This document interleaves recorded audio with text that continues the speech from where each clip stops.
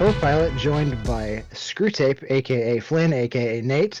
Our special guest today, Mellow of Steam Sentinels, and today our focus, we're going to start off, we're going to go back and forth, I bet, between asset flips and consumer advocacy.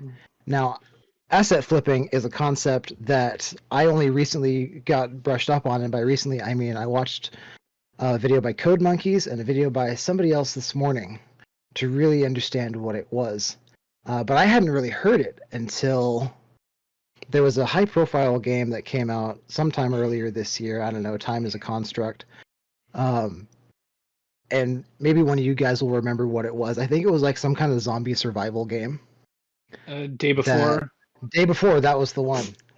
That when it actually launched, people were saying, "Oh, it's an asset flip." But I didn't really understand what it was at the time. I just knew that it got shellacked and then refunded, and then the studio closed. So to start off, Mello, if you can kind of give us a brief description of an asset flip, and then we'll go into kind of discussing the do's and the don'ts and the rights and the wrongs. Right, okay, that's a very big challenge, but I'll certainly do my best. Okay. So, an asset flipping was a toin, I can't even speak now. A term coined. There we go. A term coined by a YouTuber known as James Stephanie Sterling. They use the term as a derivative of house flipping. Where video games that were basically used up of pre-made assets. So take, for example, zombie models, character models, all of it would be purchased from an asset store. And they would be loaded into a video game engine, and then boom, you've got a game with very little work really needed. You didn't need to do any modeling. You basically just needed to get the models, get all the locations, and then you would just need to string it together with some basic code. And asset flipping was basically then associated with pretty much very low quality work and just very poorly cobbled together games. Like one of the first examples that I came across, because I mean I've been familiar with them for about a decade now. I think I've been looking over them with a game called The Slaughtering Grounds, developed by Digital Homicide Studios. And this game was, and you can feel free to have a look at those yourself as well, this was a first-person shooter. But they would have, this was the worst example of an asset flip as well, but they would have like old English telephone boxes next to American locales as well. So it was just very, very artistically incohesive, and you would have like Nazi Germany zombies in just this random grass field. It was just an incredibly messy from an artistic standpoint, but it was literally just because they just bought the cheapest assets that you could get from the asset store to make the job much easier and quickly cobble together a low quality product. I mean, that's the TLDR, I'd like to think. In terms of like the do's and don'ts, I mean, there's a much wider conversation that we can probably have. I mean, just so that you guys know, I also reached out to a few members of my community just to say, hey, I'm going on this podcast, talk about asset flips. What's maybe some points of discussion that you guys want to hear? So I reached out to a handful of them, and one of the more consistent ones that came up was what kind of constitute at what point does a game become it's a game making use of assets, and then it becomes an asset flip? What is deemed as an okay amount of assets to use? Yeah, where's the line for that? Yeah, that's a good exactly, question. yeah. And it's something that I've even played around with a bit myself, because I mean, even back in 2014 when the term was coined, I got it right that time, when the term was coined 10 years ago, it matched the description that I just laid out there. However, you've also got another layer of asset flips that exist, which I like to refer to as project flips.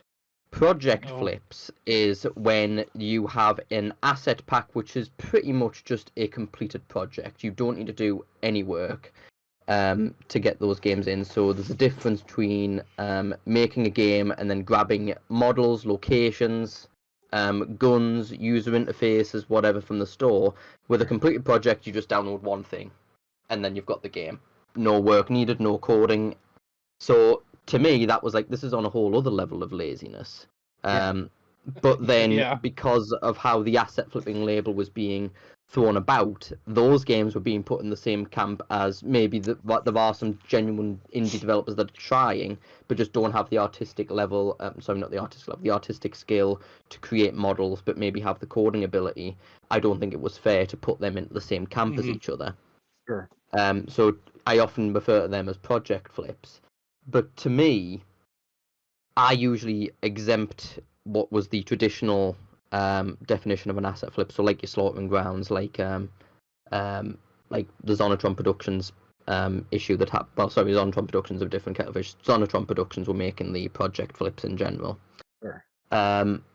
But the games that were being cobbled together out of multiple assets, I now kind of just say, well, customers can kind of make their own decision on how good those games look. We need to have trust in customers to make their own buying decisions at the same time.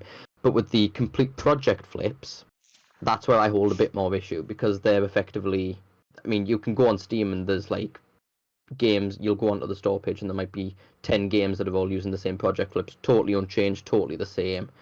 And I think that's a high level of duplicity and going beyond laziness. And it's there to, well, in my opinion, trick customers into buying it, and they're profiting off of someone else's work. But the problem is it's illegal, because in Unity's license agreement, they allow that sort of stuff to happen. There has been a recent change in their terms and conditions, which puts that more into a bit more of a grey area, but there hasn't been any enforcement of that to my knowledge. So it's still pretty much, as far as I'm concerned, a Wild West on not just Steam, but like the Nintendo Wii shop as well, when it comes to those sorts of games. I'm surprised to hear that you'll get asset flip games on the eShop. I would expect there to be more barriers to entry, but maybe I'm just in this, and I feel like Nate's about to just stomp on me a little bit. So there is more of a barrier to entry for getting onto the Nintendo eShop. However, as of late, there are a lot of like low effort shovelware asset flip type games that are on there now. Like if you go into the on sale section and you just go, like, most of these games are always on sale, so they'll end up on that section. You'll see there's just thousands of games that are on sale that are just low effort trash, really. Sure. Now, with that kind of intro into what asset flips, and I like your term project flips. I'll say there was one, and I can't remember the name of it. It was like a space ship kind of shooter that was on Steam. That was a carbon copy of the store listing for the assets, and it used the same exact trailers for the Steam page as was from the asset. It's like, good. Yeah, God. I know exactly the one you're talking about. Yeah, that was Space Odyssey by That's what it was. Yeah. Yeah. So would we say, and I'm looking at the day before a little bit, and how IGN gave it a 1 and it has a 0 on Metacritic. Was that actually an asset flip, or was that something that got branded as an asset flip but wasn't quite, and still got justifiably shellacked? So to my knowledge, that was a genuine example of an asset flip, because there was, I think, a load of people on Reddit basically went digging into the game some more, and they found the exact buildings and environments on the Unreal Engine marketplace. So they pretty much just pulled those assets in, which really, I think, raises a lot more questions now, because obviously if you put that game's development cycle into consideration, it's like, well, if you were literally just buying the models and you were delaying the game's release for so long, what was really happening behind the scenes? Yeah, Sure. and there's a whole rabbit hole for that entire game. We could talk about that for like an hour if we want to, God, yeah. because there's Yeah. like I mean, lying and there is embezzling and a bunch of other stuff going on in the background with that. So it's more than Because just an asset flip. they did like crowdfunded kind of stuff, didn't they? Yeah. Am I wrong? Because yeah, if you're having people give money ahead of time and then you're just buying asset, like I can't fathom the amount of just audacity that it takes to do something like that. It's like, oh, we're in development hell. It's like literally you're just placing assets at this point. How can you be in dev hell? It's like, oh, we need more money. Like, well, I mean, okay. I'll tell you a good story which kind of mirrors that, actually. And this happened a couple of years before the day. Well, not even a couple of years. I think it was maybe about 2017. So Zonatron Productions that I mentioned earlier, they were a very, very high profile asset flipper. They were like, I think it got to the point where they had released 1% of the entire Steam game catalog in 1 year, because they've released, I think, in total about 173 games, Oh, Good God. jeez. and over the course of 2 or 3 years. And they were able to do this because they were releasing project flips, like I mentioned earlier, but they were like changing the color palettes. So you would have like blue ninja, red ninja, yellow ninja, green ninja, all the same game but released under as different games, but Separate titles. Oof. separate Yeah. titles, but just changing what the color was on the screen. Uh, But they were operating under lots of dummy accounts, so they didn't have all of their games under one developer name just to hide their secrecy more. So they had different names like Silicon Echo Studios, Digital Irony, like all sorts of others. There was about 15 in total. Wow. However, with the Silicon Echo name, they had a Kickstarter campaign up for a game called The Herbologist, and that game, I believe, raised about $10,000. Good Lord. That campaign went up before they released a lot of their asset flips, and when we went through and counted, because Steam, it's important to note, Steam charges developers per game submission. So Steam developers, each time they want to submit a game, they need to pay $100. Mhm. And we calculated, if you charged each Steam Direct fee of the asset flip titles that they released, you would get roughly the amount that they got through the Herbologist Kickstarter. Which is Oh, good wow. God. The That's insane. the thing about the entrance fee to get onto Steam, it's $100, and what happens is Steam donates that to Child's Play charity, and then they That's actually cool. will give that back to you through sales, as so you they don't take any. It's not necessarily any, but they'll give you some more back before to make back that $100 in your first $100, and so you'll essentially get it back. And so if you make over $100, you've basically submitted the game for free. Sure. I I will was just throw another note in. I think the Child's Play thing no longer happens, unfortunately. I know they did it during the Steam Greenlight days, Oh so yeah, that yeah. you would get a one-off Steam Greenlight submission, then that would get donated to Child's Play. But I think since they swapped over to Steam Direct in 2017, I think it Yeah. was, I think Steam just takes the fee. But like you say, when you reach a certain sales threshold, they reimburse that to you. Actually, this is kind of funny. So, as you were mentioning Zonatron Productions, I was looking up. I was like, "Oh, let's find a list of games," and I found a Steam list. And I'm going, and I didn't even look at the top of the screen. I just started scrolling down, looking at all of the different names. It's like you've got Raccoon Hero Among the Cacti, Raccoon Hero Starlight, Raccoon Hero The Frost. I have to imagine that these were mostly the same games. You got Runs 2, Pins 2. Shapes 8. There's Shapes 7 and Shapes 8. And then I scrolled back up to the top, and it was the list that Mellow made 7 years ago. Sentinels Steam Store. I was like, oh, this is neat. But oh my God, this is like I said at the start. I'm new to kind of understanding what asset flips is, and seeing back at one how frequently it happens, and two how long it's been happening. It boggles the mind that there's not more that one, it's not a more recognized thing from a consumer standpoint, and two, there's not many protections for it, even in like the terms of service for buying these assets. Because The, obviously you don't want to be like, oh, if you buy the asset, you're the only person that can use it ever, especially if they're storefront things that people are like, hey, you can use these for games. But to just have something like, if you can buy a thing and then just put it on the Steam store for your like your own work, that's, I feel like that should fall on, like, because there's laws against plagiarism, right? Like, I guess when you get into like an international thing, and I'm rambling at this point, but still, it's it's plagiarism, and plagiarism No, is illegal. yeah, no, you're absolutely right. Because when I was coming in, that was sort of my standpoint. I'm like, how is this not illegal? But from my understanding, on it is, it might change. It might change soon because obviously Unity have. I mean, Unity's just one game engine, but they've updated their terms and conditions to kind of reflect this a bit more.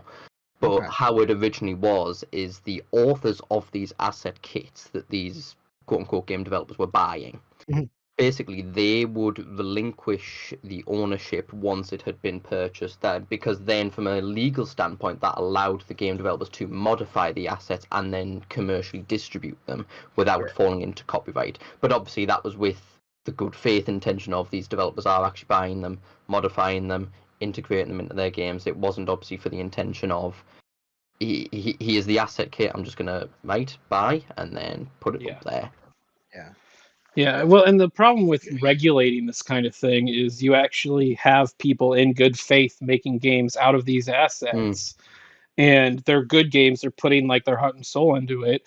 And if you start regulating that kind of thing, you'll start jeopardizing these good projects as well. No, for sure. I just think that there's a way that you could word it in the terms of service where there's, I guess, some kind of threshold where, I don't know, like, what am I trying to say here? That, like, there's a certain amount that you do to use the assets in your own capacity as opposed to just spinning them around and I don't know. Yeah, I'm yeah. trying to No. You're trying to absolutely brainstorm right. something here where You're, yeah. Like, I'm on yeah, something. you're absolutely right. I'm just not putting words to it. Well, that's exactly what Unity is trying to do at the moment. I mean, part of their wording is basically trying to say there needs to be a significant level of creative input put Yeah. into the assets once they've been acquired. I'm just seeing if I can pull up here what their yeah, here we go. So Unity have put in question: can I distribute assets from the asset store? And their answer was only to the extent that assets are embedded or incorporated into a game or digital product, contains a substantial amount of original creative work developed or licensed from outside the asset store, which obviously can include own creative input, has a purpose, features, and function beyond the distribution of assets, and a product is not incorporated into the licensed product if it is designed to allow your end user to extract or download assets separately from the licensed product. Now, that's a lot of legal mumbo jumbo there as well. I was gonna say. Yeah, it's basically trying to cover it both from a copyright perspective of distributing the assets as assets or distributing the assets as a game. And they're basically saying you need to put in some original creative work if you are taking an asset and then redistributing it elsewhere. Like, you can't just buy someone else's assets, then re-upload them to the asset store and start selling them on your own.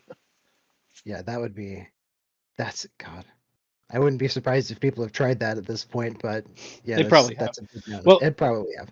There are people that take Kenny.nl. If you look at his, he has a bunch of free assets that he releases for free under completely like open source, like just fair use. You can do whatever you want with it. People will download those and then re-upload them to different asset stores for sale. For heaven's sake. Yeah, without changing anything. You've used Kenny's assets, haven't you? Oh, I use them all the time.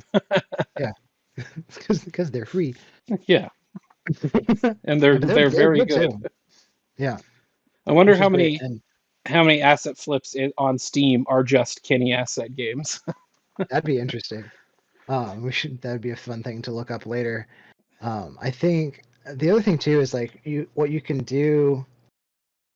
put in terms of service, and correct me if it's already in there. If you purchase a asset pack and you use it in your game, and you need to basically publish that somewhere, like whether that's in the credits or in the store. That's usually within the licensing agreement for that specific asset. With Kenny's assets, he releases them where you don't have to credit him at all. Oh wow, okay. And so there are some assets. Think that it would be the good character thing to do to credit Kenny if you used his assets. Throw that out there. He has an asset pack that says "Made with Kenny assets," so you can put that on like a title screen or something if you want to. Perfect. But a lot of them, it's the licensing. Sometimes the licensing requires you to attribute them. And like if you go to like opengameart.org or something, I think that's what that was. There's a lot of free assets on there that you can just use, and a lot of them are by attribution, so you can use them for free as long as you attribute them. Good.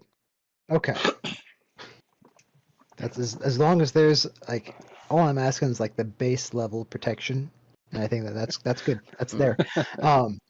So getting back to Mellow and your projects, tell us a little bit about Steam Sentinels. And as I was scrolling over your formerly Twitter page, I was seeing Sid Alpha retweeting about your charity.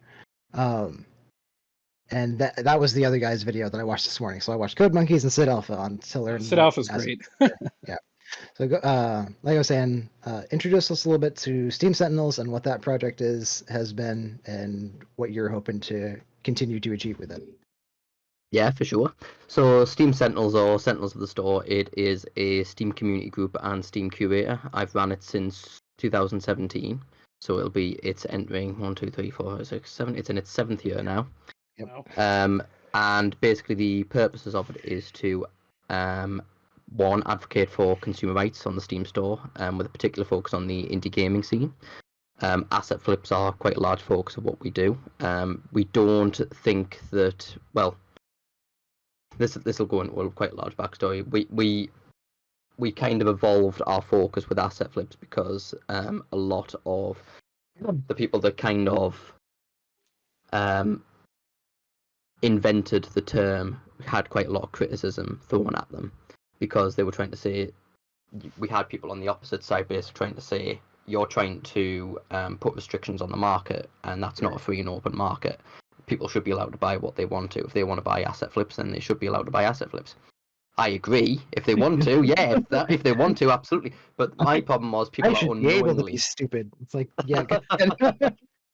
My problem was people are unknowingly buying these though, so I'm like, right, buy them, but you need to be in the know, and that's kind of what the focus was when I opened that up. So I don't care if people still want to buy the games. If you go on the curator, we don't recommend and we don't not recommend stuff. All of our curations are informational curations, and we do that intentionally so that we are just simply telling you the facts. There's no opinion in terms of what is in our curations. Everything that we state in our curations are factual. So if we make a curation saying, hey, this game is an asset flip of this project file here, and we'll put a link to the project file, that will display on the store page when you are just casually browsing, so that it comes up as an alert to tell you, because then that's just transparency to the customers.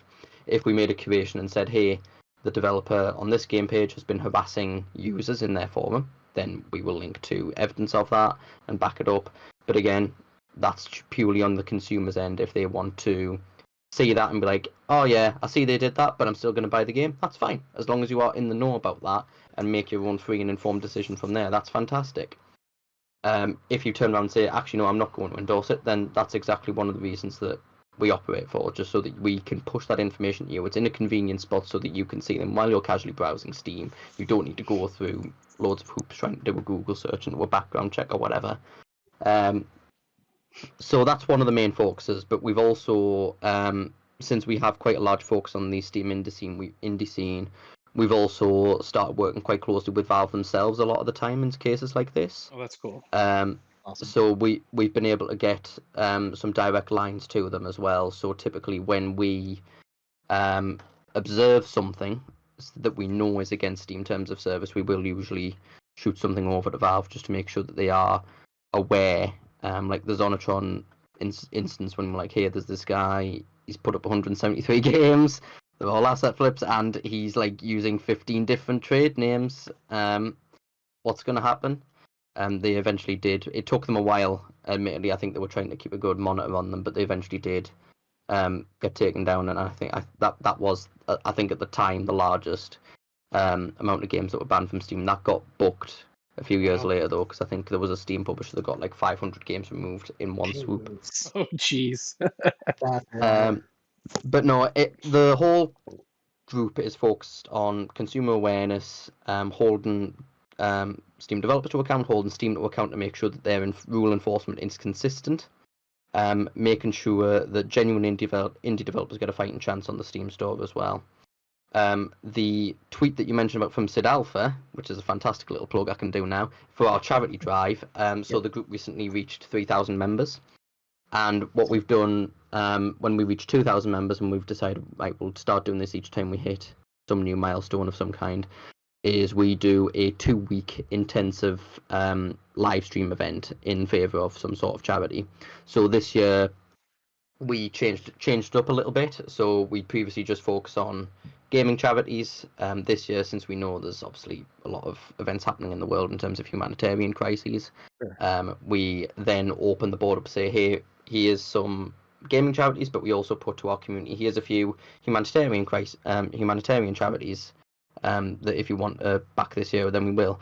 And it ended up being the Doctors Without Borders charity that ended up winning our vote. So that is going to be the charity that we back this time round. We've got, I think, a dozen streamers now on board for our charity event that's happening over the course of the last week of June and the first week of July.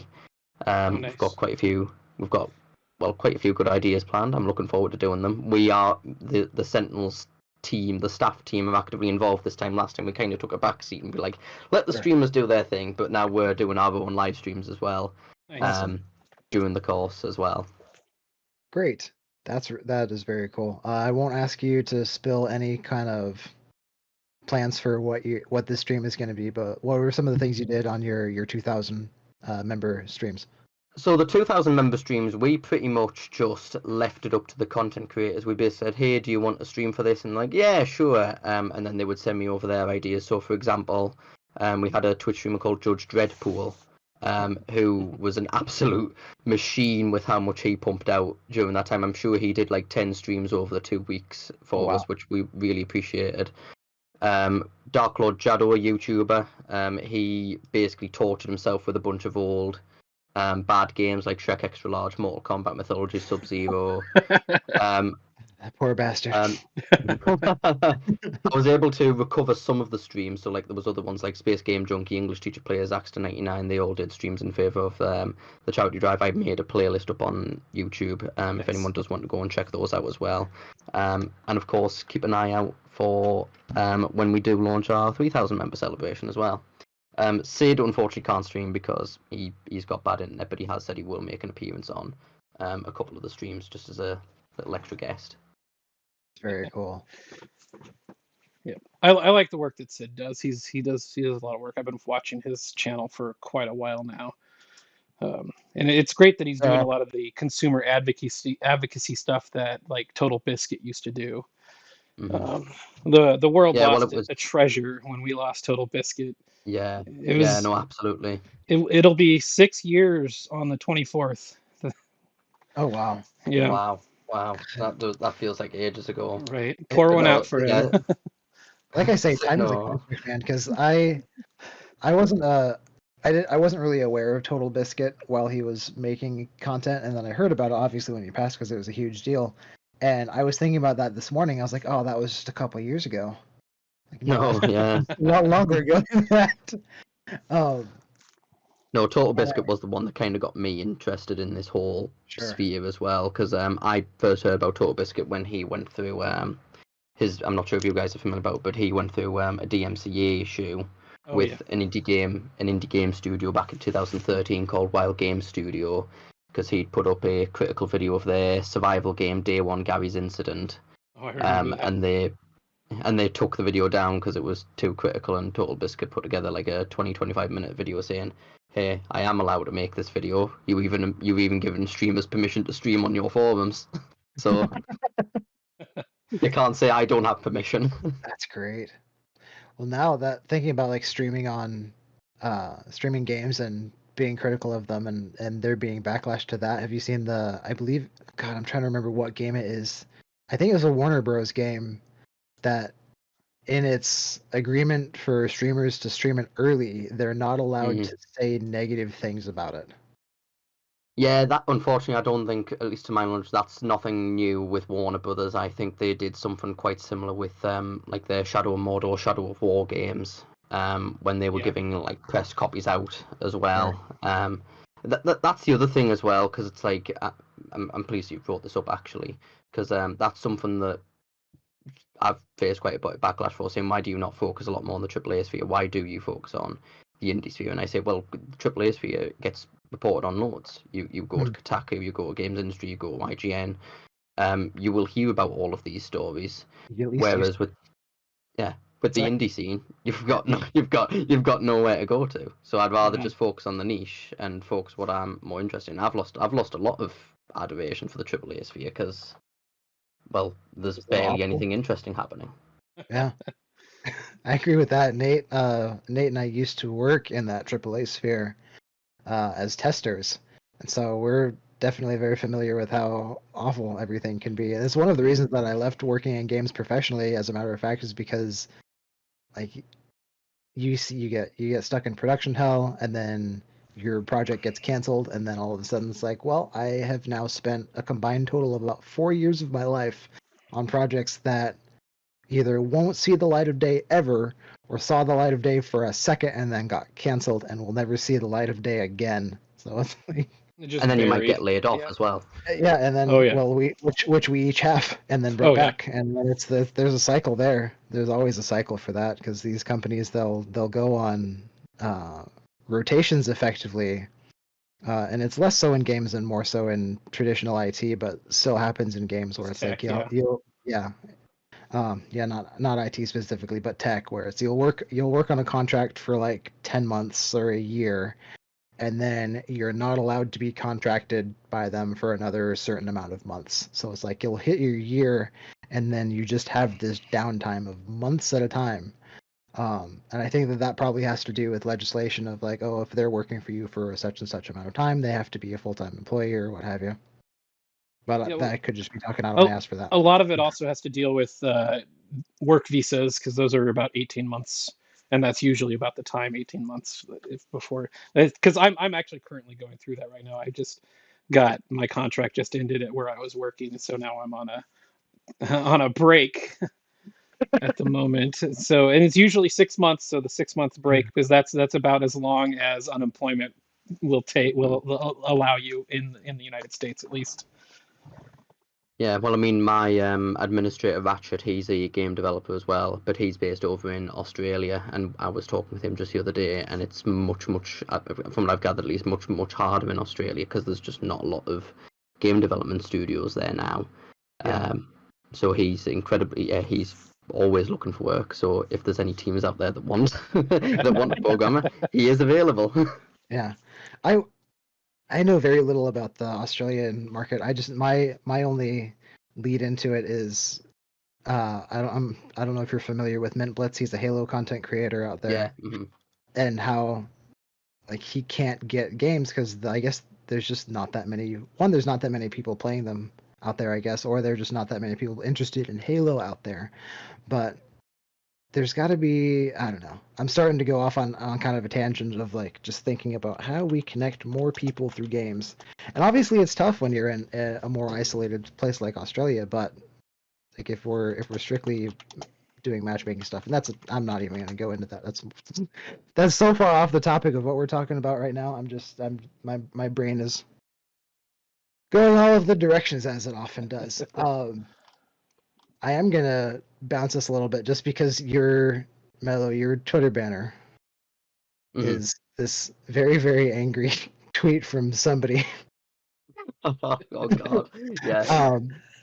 And I looked, I was like, obviously this person is wrong because I looked up this game Benbow that he's talking about, and it doesn't exist. You must have been right there. But it's just like, where's your evidence that he was doing false advertising? I would just venture to guess it's because the game's not up anymore. You do realize Benbow is a joke game. Also, I'm blocking you because you're a Jan. And I'm like, bro. So tell me a little bit. I want to know the story about this, where he's like, I can't stand you, and you're the reasons why I have a deep hatred for game journalism, and he misspells journalism, which is also great. Yeah, so I actually forgot that was my banner when you said, "Oh, your Twitter bio." I'm like, "Oh yeah, my old picture for an old article you was like there's a tweet here." I'm like, "Oh, right, okay." That's the one. So I went on a bit of a break, just because of work for I think maybe a year and a half. But within that span of when I was out for, I went on Twitter one day, and I'm just like, you know what? I'll tour dip my way back in. And then that tweet was one of the results of me just having a tour dip, and then it was like, right, I'm going to go back into hibernation for a little while then. That's enough internet for today. What happened was there was a game called Super Benbow Quest on Steam, and it had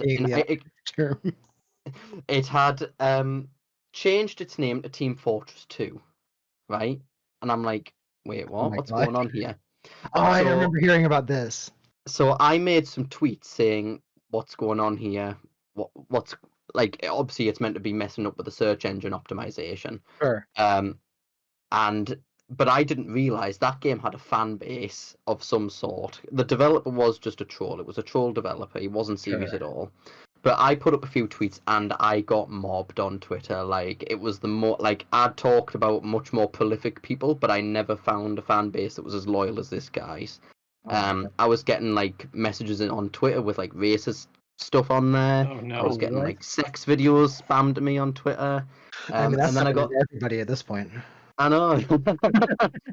And then I got this guy sending me that tweet. But then it also what eventually happened as well. The developer caught wind of the tweets I was making about the game as well, and he changed the game's name again. And if you Google Super Benbow Quest, you will see what this name change was. Oh. It got changed back to Super Benbow Quest, but then it had a dash of a colon and said, "At Mellow191 is a janitor who hates fun," and that was on the Steam store page. Oh my So god. it was like, So you were being that's where harassed through Steam store names. yeah. So That's next that's level trolling. To a degree, I almost respect that because it shows it like as like if you could do that as a tool to interact with people in a positive light, that'd be hilarious. But just yeah. like, But oh my hey god, ho. it doesn't exist there anymore. Super Benbow Quest is not on the Steam store anymore. Yeah. But Rest in peace. rest in peace. But no, that's the backstory behind my Twitter bio. That's great. I got a question. Go ahead. What is the most high profile and prolific asset store flipper that you've dealt with? Because you mentioned Digital Homicide. I know I've heard that name before. I'd say, well, I think Digital Homicide are the most infamous because I think they kind of made that. Zonatron to an extent did as well, but Digital Homicide just went the extra mile in terms of how they conducted themselves. Because I'm sure you guys might have heard about them as well. Because I mean, they ended up trying to sue 100 anonymous Steam users on Yeah. Steam for posts that had been made on the game, and then they tried to sue Jim Stephanie Sterling as well. Yeah. They just made a lot more of a mincemeat out of their situation. And then, because like the fact that there was an asset flipper being talked about on BBC News to me was kind of like, okay, these guys have reached next level.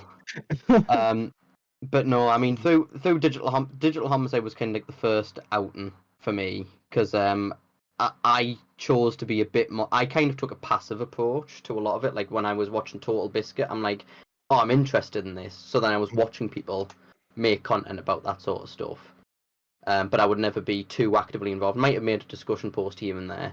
But then when Sterling got hit with their lawsuit, then that kind of put them into silence. They couldn't say anything more about it based on advice from their lawyer because it said you can't say anything because these guys are just going to use that to fuel their lawsuit. So I kind of looked at that and I'm thinking, right, nobody else is talking about this and these guys are still so active on the store and they're up doing all sorts at the moment. So I kind of was like, yeah, you know what, stuff it. I'm going to start doing my own thing. I'm going to start talking about this sort of stuff. That's how I met Sid as well. I mean, Sid was doing the same thing. Sid had like less than 1,000 subs when I first started talking to him, and now he's at over 100,000. Yeah. He started reviewing the Digital Homicide collection. He was doing news videos. He was the one that broke the news about the Steam user lawsuit. That was a very stressful time as well. I remember, because it was like I was on a mod team for the main community that Digital Homicide were trying to target. And it was more the fact that some of us didn't know if we were going to be included. There was like a couple of us like me where we weren't listed, but for whatever reason, it might have just been another example of the lawsuits badly put together nature. But like there was evidence attached that cited us. So like James Romine at Digital Homicide tried to accuse me of wishing death upon an indie developer because I said that he should have had a heart attack. Oh no. Which wasn't true. They just People took survive heart attacks all the time.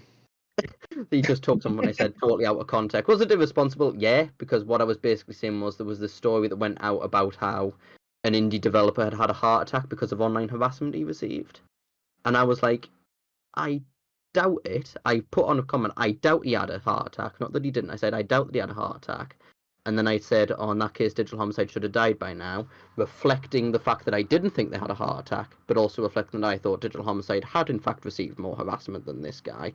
And I was even admitting that I thought that they had had a bad time. Yeah. But then they tried to use that against me and saying, "Oh, look at him, he's trying to wish death upon us." I'm like, no, the whole point is I'm saying that didn't happen. If I was saying he did have a heart attack, then yeah, you'd have a point. But you've totally misunderstood what I've said. Yeah, it's like even with that quick context, it's very easy to tell what you meant there. It's like if X happened, then B should have happened, but since X didn't happen, then B didn't happen. Yeah, it's like Yeah. very clear. Yeah, all right.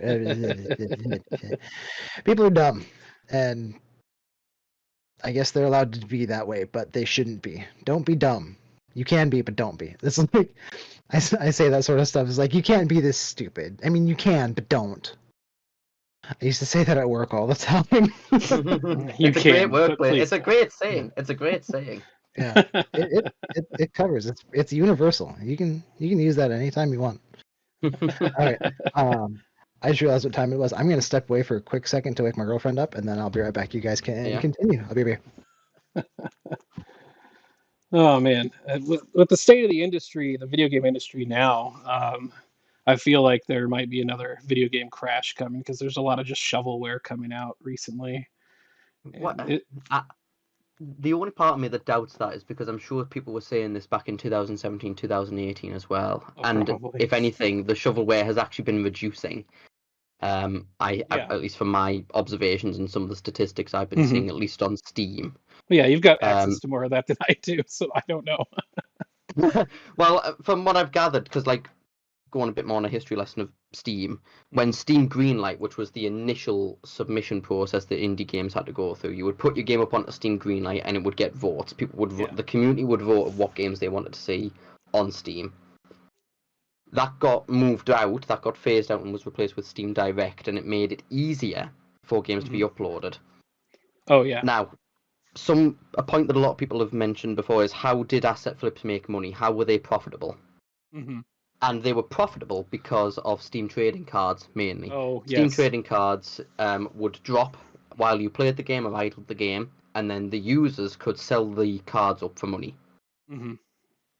Yeah. So asset flippers would generate loads of keys, sell them to third-party websites. The third-party websites would then distribute the keys for even cheaper than on Steam. People would idle them, people would get the cards. The developers also get a percentage of the money that gets sold when the cards are put on the marketplace.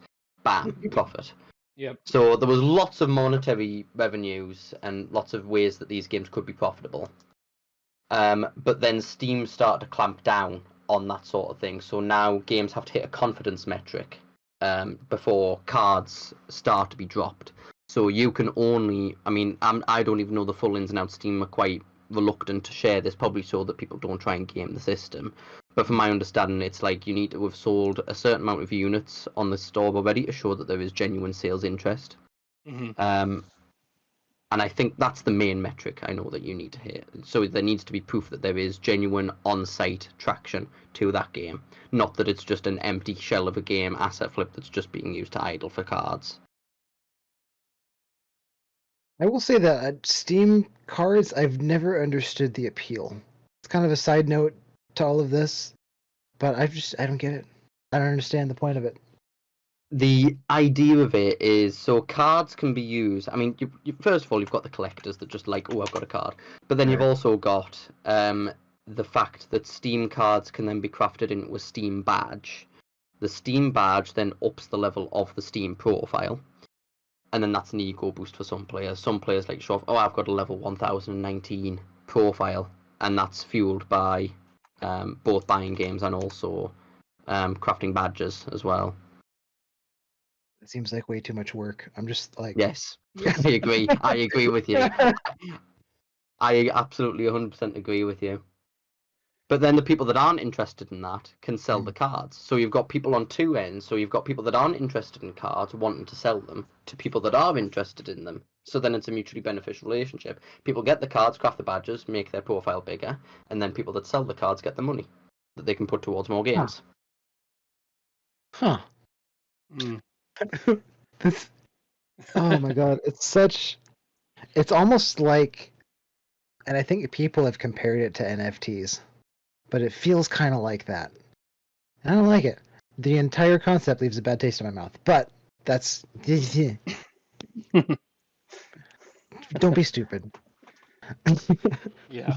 And I heard Nate in my headset as I was walking away bring up the idea of a second AAA games crash, and I want to touch on that a little bit because I think that absolutely can happen / it might be in the process of happening. Um, I've seen a lot of stuff, especially around Ubisoft's pricing for oh, jeez. the next Assassin's Creed, where it's like you can get it for $70, or you can get it for like 90, or you can get it for like 130, or for this single player game, you can subscribe to Ubisoft's subscription plan for $18 a month. It's like, I'm sorry, what? And then you've got Game Pass, which is not sustainable. Grum's Mark Curran has been doing a lot of stuff talking about Game Pass. It's like they just spent what $80 billion to acquire Activision Blizzard, and now you're gonna do what with it? You're gonna make $80 billion back on a $5.99, or like, what is this? It's like it's over $10 a month now Yeah. on the Well, Game Pass. yeah, it's $10 or 17 for the 117. expanded whatever. Yeah.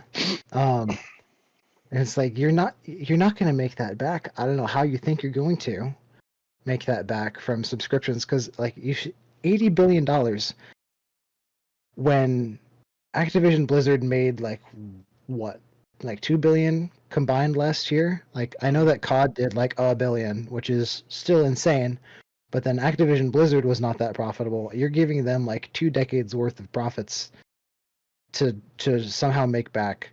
Game Pass itself is already losing money, and developers are taking their games off of there because they're not making money off of them. And then And Microsoft like, just closed studios and recently. Microsoft just closed a baker's dozen studios. Um, so I think it's probably just happening slower than the last crash did, but I think the AAA games market is in the process of crashing right now, and it's going to be held up. I don't expect Xbox survives. I know they're already changing that division from Xbox to Microsoft Games, which that makes me less likely to do, because you get rid of all the brand loyalty. Mm-hmm. It's like, oh, I've been an Xbox fan for 20 years. Well, it's Microsoft Games Yeah. now. Well, I don't care. They've I been trying Well, I to. suddenly don't want to give you money anymore. So my prediction, honestly, and I'd like to hear you guys' thoughts on this, is when the dust kind of settles, Xbox consoles aren't going to be a thing anymore. There's going to be two big consoles on the market, Nintendo and Sony, and that's it. And then everything else on PC. I don't even think Sony's going to last too long. I mean, You don't think Sony's done? PlayStation 5 sales are much, much lower than what they were hoping, but that's also because the price hasn't come down Yeah, much. And this time in the PlayStation 4's generation cycle, it was already dropping. And I suspect that's because of high manufacturing costs Sony have incurred. yeah, And a failure to deliver on the sales. And And you'll see now, Microsoft and Sony are both pushing PC ports a lot more. They're yes. yes. both entering the PC distribution market. Well, and This is another true. thing that's killed the sales is the overlap from previous gen to current gen as well. Because That's also this is true. the first time that they've ever tried doing such a big overlap. Because back in the day when you had new systems, you'd release the game for both systems. It wasn't just a crossplay. It was just you had buy the Nintendo game or the Super Nintendo version of it. And the Super Nintendo Right, version was obviously the better version. right. So like Nintendo did that. Obviously, they with there's like the Wii U of Breath of the Wild, and then there's Hmm. a Switch of Breath of the Wild. Switch, yeah. Yeah. So I think Nintendo has the best chances out of the three by far Yeah. for sure. because one, they do have exclusive. I'm not a fan of exclusives, but Nintendo has exclusives that pushes people to their system. Two, they've got more of a unique selling point with the Nintendo Switch because obviously you can take it on the go, and it's got just much more of a distinctive library. Whereas Yeah. Sony and Microsoft, a good thing from a consumer perspective, their games are becoming more accessible, and you are able to play them on console, play them on PC. They're not as stingy with exclusive rights as they used to be, which is great for players wanting to play on whatever system they want. But then it also doesn't help them in terms of console sales or trying to say, give much reason why you should now own a PC and a Nintendo Switch and a PlayStation. If you had the Sure. option between those three, what's the first one that's going to go? Yeah. And it's like I've got all of the previous gen consoles here on my on my setup. Well, minus the Switch, which is current gen. All about to be previous gen. As soon as they announce the Switch 2, come on, fingers crossed. But yeah, I've got a PS4, I've got Xbox One, I've got Scorpio, and then my Switch, and then my gaming PC, obviously. And my PlayStation at this point is basically a Street Fighter machine, and my Xbox I'm not really using anymore because I just got a new graphics card in my PC, and that runs everything that I needed to over there. So yeah, it's like I've got my Switch for variety, and then I've got the gaming PC for things that I want to sit down and play. And my girlfriend has an Xbox Series X. The naming convention doesn't help them. Good God! On that sort of note, the amount of people who are not tuned into the gaming industry and just think about console sale, like what console they want to get. I had to have a 10-minute conversation with one of my coworkers at my current job, explaining the succession of Xbox consoles. And how you had the Xbox One, and then you had the Xbox One S and the Xbox One X, and now they have the Xbox Series X and the Xbox Series S. That is so confusing to normal consumers that are not paying attention on a daily basis to the gaming industry, that also probably has crippled a lot of sales. Mm-hmm. I'll 'Cause be they honest, just don't know. even if you just asked me, I probably wouldn't be able to know which one's the most recent. Yeah, and probably the only reason that I'm familiar enough with that is obviously, I mean, aside from just being tuned into games all the time, is working in the industry while the consoles were being developed. Well, yeah. So And we were working directly with Microsoft at the time too. So yeah, like we had a direct line into it. yeah, and it's just like when the new naming conventions got announced, I was like, are you serious? Yeah, it was Really? not good. And it's funny that you mentioned I have my Series S over here. And you know what Yeah. what that does two things. It plays Mythbusters or King of the Hill. Yeah, and man, I don't know, man. The game's in such a weird spot. Indie stuff, thank God for you, Mellow, and for everyone else who's basically curating the indie scene at this point to make sure that there's some sort of standard of quality, because indie games are going to carry it. I'm sure of that. Regardless of what, I do think Nintendo at least is, if only one console succeeds and stays alive, it's going to be Nintendo's, because while like they've at least tried to what's the word I'm looking for? I guess evolve the way that you play games. Innovate. Innovate. That's better. Yeah. The My caffeine is quickly wearing off, but they've innovated the way that you play games with each console. Whereas, like, because the only time they didn't really do that was between the N64 and the GameCube. For them, that was really the only step where the key difference between consoles was this one's prettier. Yeah. Whereas Sony and Xbox, ever since their original consoles, every single time has just been, well, this console is prettier than the last one. This one plays games that look nicer. It doesn't necessarily mean that this plays games that are more fun. It's that we've put so much effort into games looking better instead of being better. And then you'll get Nintendo. It's freaking black magic that Tears of the Kingdom runs at all. And to run well on an almost decade-old console where you have every single physics-based object is recording its position backwards in time by about 10 to 20 seconds, all at the same time. You have everything else, and it's running on this tiny thing that fits in my pocket if I'm wearing cargo pants. I am wearing cargo pants. Perfect. You could switch in your pocket right now if you wanted to. I don't know why you would, but you could. I'm doing it right now. Hey, there it is. He's like, I wonder if this works. There it is. I'll post a picture. Awesome. But yeah, it's just like, I don't know, man. People just aren't, like, games looking pretty doesn't impress on people anymore. Because we've had so many theater level, like, trailers and stuff, and it's like, okay, cool, it looks fun. It looks pretty. It looks nice to look at. Like, COD trailers look cool. I don't have fun playing COD anymore. Halo trailers look cool. I don't have fun playing Halo anymore. Yeah, we need to shift away from graphics and focus more on fun, which is what Nintendo does. Yeah. So Sony either survives because they're the only one of the two consoles that aren't Nintendo that's been successful, or they just go down because they're putting their stuff on computer. I think the route that's really going to take off is the handheld computer scene with Yeah, the Steam Deck and the ROG Ally, because you can hook those up to monitors and they're full-fledged computers, but they are also mobile video games.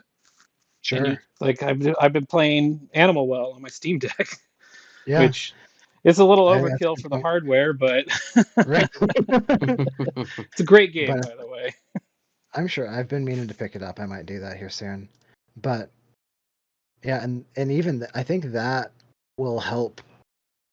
Like that'll highlight indie games too, because people will be like, "Oh, I'm not going to play some big AAA title." I mean, obviously, people do, but a plurality of people who have a Steam Deck or who have another one of these mobile platforms are gonna focus on the indie scene because those are the kinds of games that you can pick up and put down. It takes me 25 minutes to 45 minutes, almost an hour, to just like load up Call of Duty, for as an example, and play it. Because it's gotta, whenever it does updates, it's like it launches the game, which takes 5 minutes, and then it's like update requires restart. So then it has to close down and restart again, which is another 10 minutes. And then to get into a game, you have to wait for the queue time. So it's got to load 150 people into a game, and then you've got the pregame lobby, which takes anywhere from 1 to 3 minutes, and then you get into the game, which takes anywhere from 1 to 35 minutes. There, Whereas there goes with a all the game, fun. there goes all the fun. Hmm. Whereas with a Nintendo or any of these other indie games, it goes back, it harkens back to the 90s and the Yeah. early 2000s, where you could plug a game into whatever console you were playing, and then a minute later you're in the game and you're playing it. You can play it for 5-10 minutes. You can play it on like your commute, and then you can pause it and come back to it later. I have a theory that it's also relevant to current topic, not current topics, but things that other people have been talking about. Maybe those load times are why people are so toxic in those lobbies. They're just angry. They're just so mad. They're like, oh, I've had a day at work, and now I just want to play my game, and it's been 10 minutes. That's exactly Playing why. loading screen simulator. that's that's actually what I called Halo Infinite for a long time. that was the working title. Yeah, those are in development. So it's like, all right, guys, we've got this new game we want to make. What's its code name? Loading screen simulator. Um, what's its actual name? Halo. Okay. Halo Infinite, because that's how long you'll Halo be on the Yeah. loading screen. Oh my god, I could uh, talk for an entire podcast length about how terrible Halo is, and we might do that next week. let's do it. Yep. How do we feel? Been about an hour, which is awesome. I will say, on a funny side note, I walked upstairs to wake up Nicole, and I was 15 minutes late of when I should have done that. And she kind of lifts her head up, and I was like, "It's 12:45. Do you want to wake up?" She looks at her phone, and I go, "Do you want to lay back down?" She was like, "Yeah, like 20 more minutes." I'm like, "Okay."